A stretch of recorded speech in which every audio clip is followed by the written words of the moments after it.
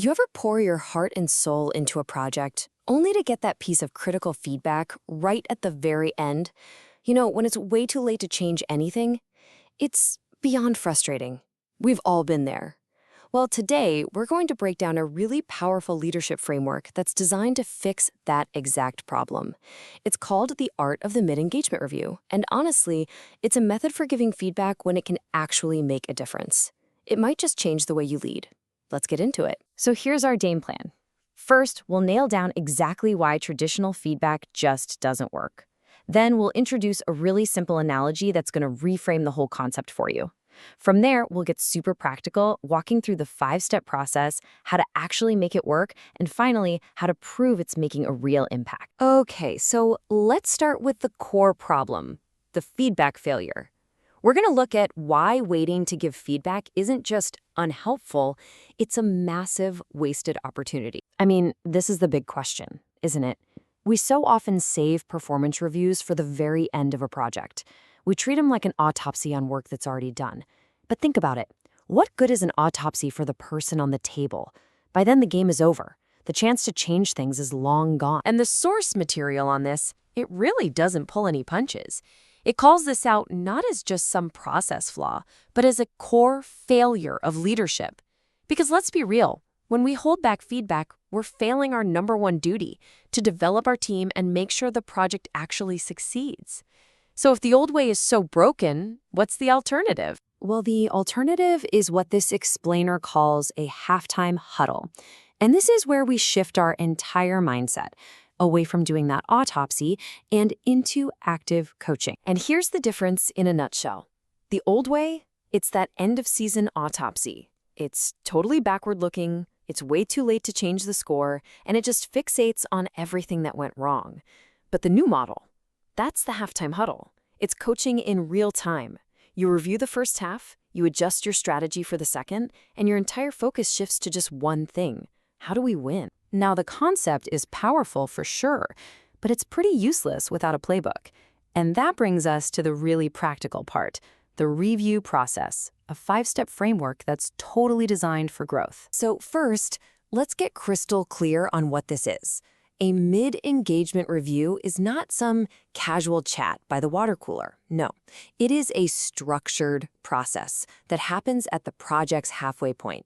And its entire reason for being is to give your team member a real fighting chance to course correct, to improve, and ultimately to succeed. Okay, so the process breaks down into 5 key steps. You start by gathering that 360-degree feedback, right? But step 2, this is the real game changer.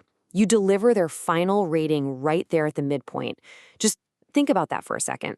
You're showing them, based on your current trajectory, here's where you will land. This creates this immediate, undeniable urgency. From there, it's all about having a productive conversation, focusing on specific behaviors, using diplomatic language, and then co-creating a plan for the second half. The language you use here is absolutely critical. You need to be more proactive. That just feels like an attack. But what if you reframe it as, I wish I knew if there was a way we could get ahead of client requests. Or maybe, let's brainstorm how to anticipate the next steps. See what that does? It changes everything. It turns a critique into a collaborative problem-solving session. Knowing the steps is one thing, but building a culture where this process can actually succeed, that's a whole other ballgame. And that's our focus now in Section 4, how to make it work. We'll cover the key actions for leaders and, just as important, the pitfalls to avoid. Okay, for this to become part of your company's DNA, leadership has to drive it and drive it hard. First, make these reviews mandatory, because let's be honest, what's optional is often ignored. Second, train your managers. Giving truly great feedback is a difficult skill, so you have to invest in it.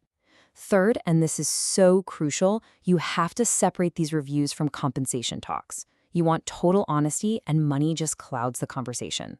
And finally, you've got to be prepared to have the tough conversations. That discomfort, that's the price of genuine growth for your people. And as you roll this out, you got to watch out for these common traps. There's what I call the sugar-coating temptation, watering down the feedback to avoid feeling uncomfortable. That helps absolutely no one. Then there's giving vague, unactionable feedback. Saying, be more strategic, that's useless. But saying, In the Tuesday meeting, when the client asked about X, a more strategic approach would have been Y. That is something a person can actually use. And finally, you have to avoid the monologue. This has to be a dialogue, a two-way street. So you've put in all this hard work. How in the world do you prove it's actually delivering value? That brings us to our final critical section, measuring the impact. Let's look at how you know if this thing is really working. You track this with two different kinds of metrics. First, you've got a lagging indicator. This measures what already happened. Did performance actually improve in the second half of the project? That's your direct impact. But you also need a leading indicator, which is more like a crystal ball. It predicts what will happen. A great one here is a feedback quality score you get from your team. If that score is going up, it means your entire culture is getting healthier. And that is one of the best predictors of future success you could ever have. And that really brings us to the final essential question this whole framework forces us as leaders to ask ourselves. When it comes to your team, are you coaching for growth? Are you adjusting the strategy at halftime to help them win? Or are you just standing on the sidelines, keeping score? The choice you make makes all the difference.